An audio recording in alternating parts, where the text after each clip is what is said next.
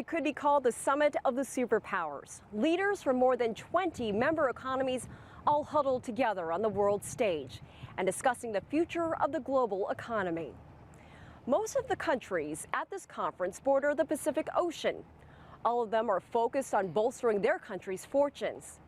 But what exactly is APEC all about? To sum it up, trade, trade, trade. This is the Bali International Convention Center.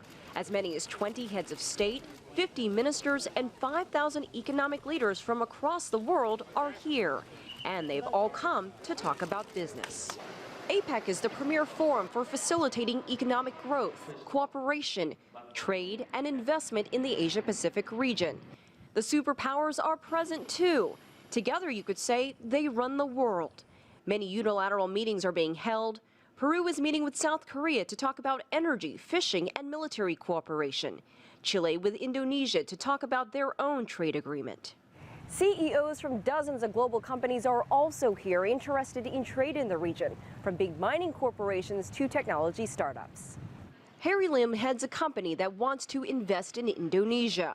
This is his first APEC summit. Our investment in Indonesia consists of software subscription, mainly to children aged 4 to 10.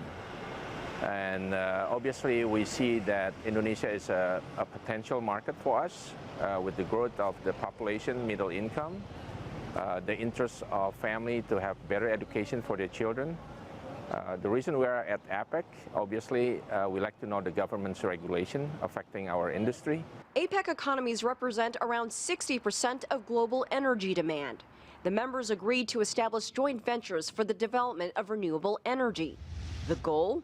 To reduce emissions by at least 45% by 2035. But many agree that achieving environmental sustainability across the region requires a lot more work. On the sidelines, sessions of the Trans-Pacific Partnership free trade negotiations are taking place. Members are looking to lower trade barriers, but talks have stalled over agricultural subsidies, intellectual property, and special treatment for less developed countries. Summits like this come with a huge price tag. Indonesia spent almost $30 million in upgrading roads, hotels, and airports, and even more on venues and security.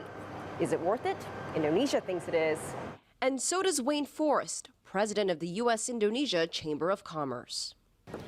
The investment they see is probably well spent because this is a very important island within the country's economy. Tourism is a very big industry in Indonesia, and it doesn't pollute. It's high service, employs a lot of people. They expect payback in the form of word of mouth, hoping attendees of the conference return home and encourage travel to Indonesia among their fellow countrymen.